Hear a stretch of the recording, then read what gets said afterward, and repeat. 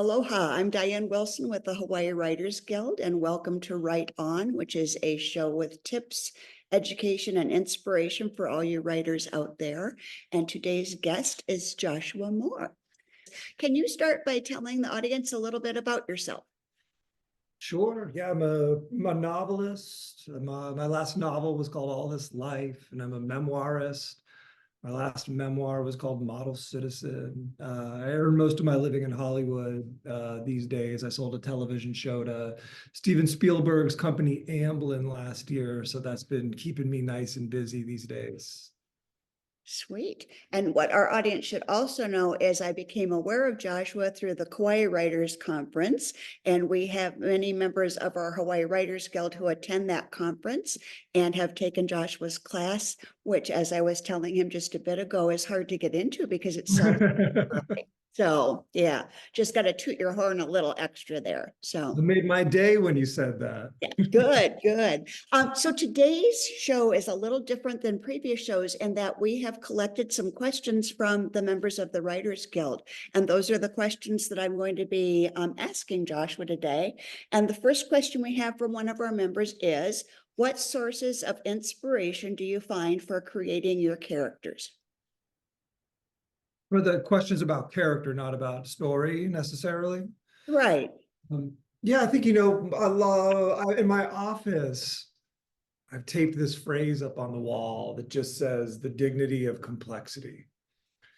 Where whether somebody's not going to be a primary character who's going to have a ton of page time, or whether, she's going to scuttle on stage for a quick cameo, I want to try to imbue all of them with some sort of, rich inner life. So my thinking is always, how can I make this person as complicated as the rest of us are? If our task as storytellers is to try to replicate real life, our task then as creative writers is to try to conjure free will. So I think, like most of us, I'll build some things from scratch, but I'm certainly drawing on inspirations from people in my vicinity, family members, friends, antagonists.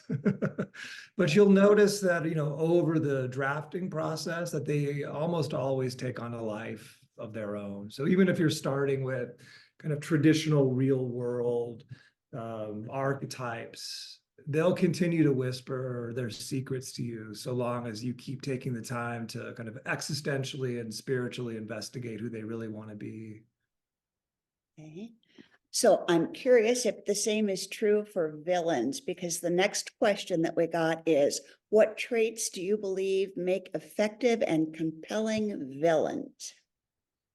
When I teach characterization, I teach at Stanford and I teach at Oregon State. And, I'm always kind of telling my graduate students that let's imagine that there's some spectrum of characterization. Over here is Luke Skywalker doing some Luke Skywalker things. And over here is Darth Vader kicking dogs or whatever Darth Vader does in his free time.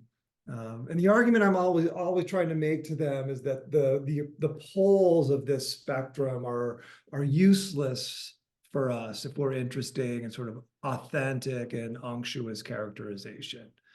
Nobody's going to be all bad and nobody's all good, or that's, the author writing with an agenda. I really want you to like this person over here. I don't want you to like this person over here. And in that model, you're depriving the audience of the true pleasure of reading, right? Which is, compiling your own interpretation of the action. So in an early draft, your hero is probably too good. And your bad guy is probably too bad. What we're trying to figure out is how we pull them into the middle, or closer to the middle anyways, where most of us live, where we're this kind of beautiful and confused tangle of strengths and weaknesses. So with the antagonist specifically, when I'm trying to ask questions to find some humanity in them, to bring them more into the center, I always start with two questions. And the questions that have really helped me, and hopefully that'll help your people as well, as I say, how does that person protect what they love? And I'll, write a paragraph, do a free write around that. And I'll turn the question around. How do they protect what they love? Mhm. And usually when I try to start to figure out what truly matters to them, they're not suddenly this, mustache twirling psycho. Suddenly I'm building in some complexity, and suddenly we're right back to that buzz phrase, the dignity of complexity. So Mhm. it's having the audacity to take your good people, right, and throw them more in the moral mud, and then having the courage to take your antagonists or your villains and do the hard, rigorous work of actually making them complicated people. Mhm. Excellent. Okay, a lot of food for thought here. Next question that we had submitted is, how do you approach the dichotomy of dynamic versus static characters? And do you believe they both have their place in the narrative?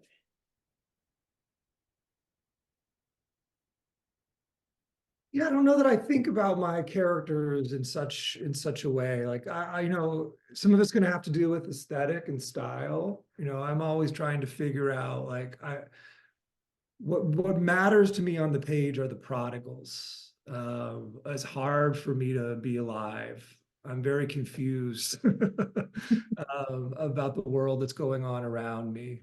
It doesn't make a lot of sense to me sometimes. And I want my characters to be confused too.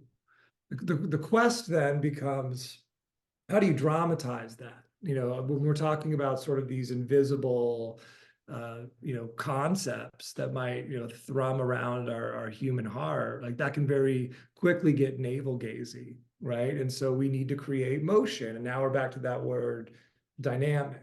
I would think about it more in terms of kinetic energy. How do we kind of create motion for each of your main characters? Usually for me, the antidote there is to figure out exactly what they want.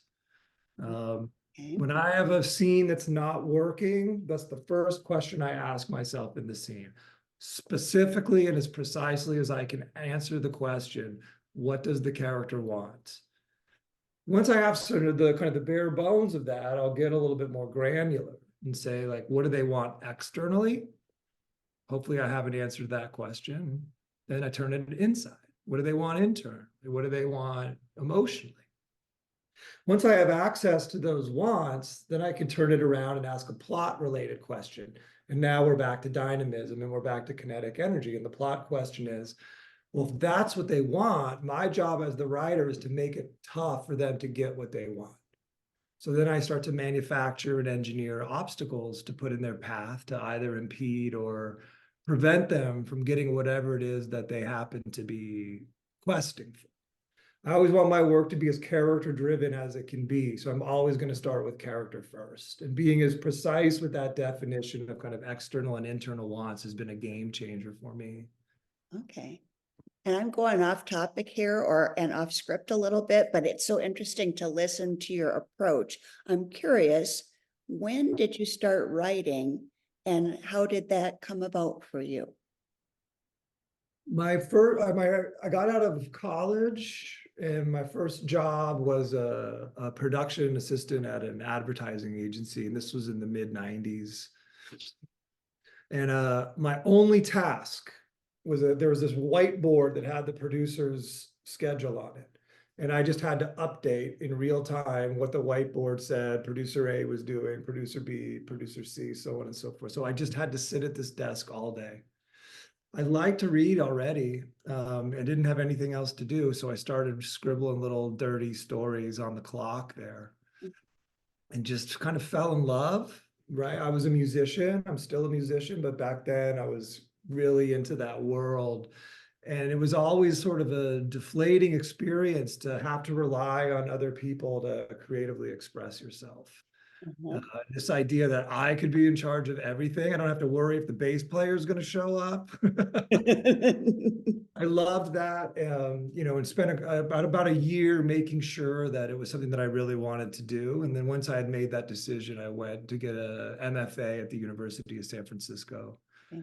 Okay. My wife there ended up teaching there for, gosh, I think 6 years before we moved from San Francisco to Seattle. So to say that that place changed my life would be an understatement. And of course, my creative thesis there ended up being my first book, which made Oprah's 10 best of the year, and just, changed my life in such, fantastic, magnificent ways. So I will always look back at that institution with a patina of just awe.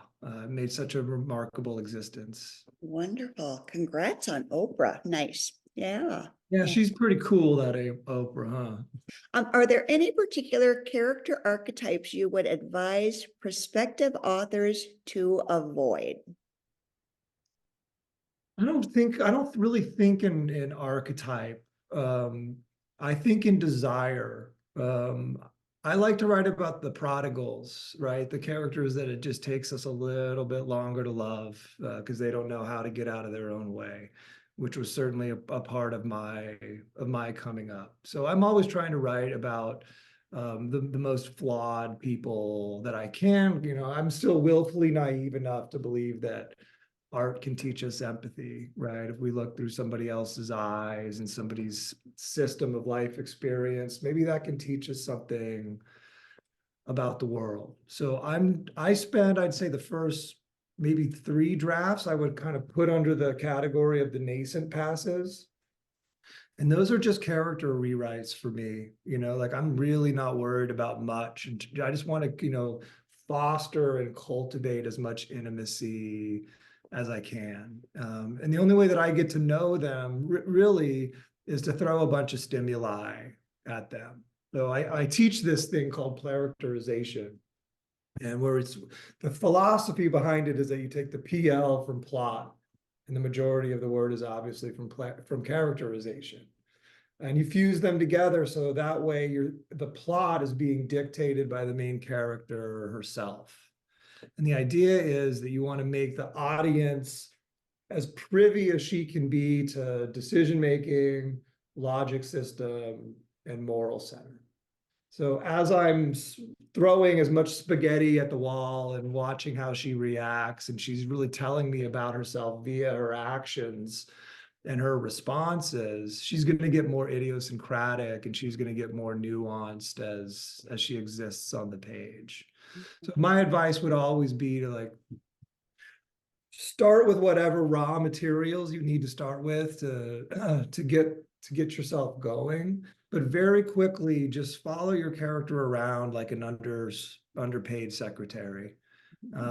Put as many obstacles in their path as you possibly can and just see how they behave. And what's really fascinating is by draft 4, if you write in this way, you never have to wonder what she's going to do when she walks into a room. You'll know her so well at that point. It'll be very obvious. You've mentioned drafts a couple of times. Rule of thumb, how many drafts before you feel like you've got a good finished product? It usually takes me about 3 years Oh, to write a book. I don't think so much in drafts anymore. I'll do maybe 3 or 4 drafts on the computer. How I would define a draft is the best beginning, middle, and an ending I'm capable of writing based on what I know about the characters and their circumstances. And then I transitioned for the last year or so of a project's genesis into exclusively oral editing. Like, to go back to being a musician, like, time signature and cadence is really important to me. So I edit mostly out loud, I'd say the last year before I'm going to send a book in either to my agent or to my editor if it's already an existing relationship. So it's hard for me to track how many drafts it is when I'm just sort of reading the book from beginning to end. And the one thing I would say to your people is that in the revision process, I've found it really helpful not to try to solve too many problems at once. Like, certainly I know about the 80 things that are plaguing a book, but I also know that if I try to fix them all at the same time, I won't do any of them well. And that'll make me feel bad about the book, and that will make me feel bad about myself. And suddenly it's 3 months and I haven't worked on the project. I would rather be very targeted and say, in this one draft, I'm only going to be worrying about setting. In okay. this draft, I'm only worried about dialogue. In this draft, I'm only worried about imagery, and so on and so forth. And that way I can really not only sink my teeth into, 1 or 2 specific problems, I see the book get that much better. Mhm. And that kind of gives you that necessary literary gasoline to be like, I get to do it again. I get to write. I get to write. And, we don't talk enough about morale as creative writers, but especially in the revision process, I think morale is just so important for what we do. It's very interesting to hear you talk about it because I've interviewed a lot of people for this show, and there are people that love the whole revision aspect of it, and other people who just dread it. They like the spill everything on the computer first time around part, and yeah, so it's interesting to get different perspectives on that. Well, I would say that I wouldn't, in my process, I wouldn't even consider draft one to be art. Like I would consider draft one to be the lump of clay, Okay. right? And then it's from draft two until draft the end that I actually go about trying to make something. But I need that first mass of a beginning, middle, and an ending and all its disgusting glory. Really get me started. And there's an apocryphal story about E.M. Forster when the critic had asked him what his new book was going to be about. And Forster said, how do I know what I think until I see what I say? Oh, I So like. I try to write my first draft as fast as I can, just because so much of what we do as novelists and even as memoirists is reverse engineering. Like Mhm. to know exactly what you're trying to set up at the end, and then you can go back and architecturally, from a curation standpoint, figure out how you want to organize it so it's the most dynamic piece of art that it can be for the audience to inhabit. Okay, great. Thank you so much. Um, we're at the end of our time. It's a short show, but I do want to ask you, do you have any suggestions or final words of encouragement for our inspiring writers out there? Yeah, of course. I think the thing to always remember is that your imagination, like your very specific imagination, is like your fingerprint. And there is nobody else on earth that has an imagination quite like yours. And because we know that to be true, what it means is you want to empower that to be as wild and unique and peculiar as it can possibly be. Like I love Joan Didion, she's already doing that. I love James Baldwin, he's already doing that. What are you doing in your book? I'll go back to that Oprah title for a second. Because when I was in graduate school and I was workshopping that story, I was getting massacred every week. The book's about this guy who's obviously not me, who lives in San Francisco, not at my house. And his inner child knocks on his front door one day and says, hey, we need to go burn down the house that we grew up in. And him and his inner child go on this wacky Thelma and Louise adventure. The book's called Some Things That Meant the World to Me. Every time I would submit to my workshop, they would be like, you have to cut that inner child. It's so stupid. It's so stupid. It's so stupid. But I never heard that, or I wasn't willing to indulge that. What I heard was, I haven't done it right. Ah, But that's the thing, is it's like I knew that my imagination, if I gave it the time to let this idea fully steep, fully bake, fully fill in the blank, I knew that there was something there. So people are always going to tell us what we're doing wrong as artists, but give your ideas the opportunity to succeed. Your imagination is probably right. excellent. Thank you so much for your time and your words of wisdom. I know that our viewers will greatly appreciate it. If people have questions about Hawaii Writers Guild, you can go to our website, which is www.hawaiiwritersguild.com, and write on. Thank you.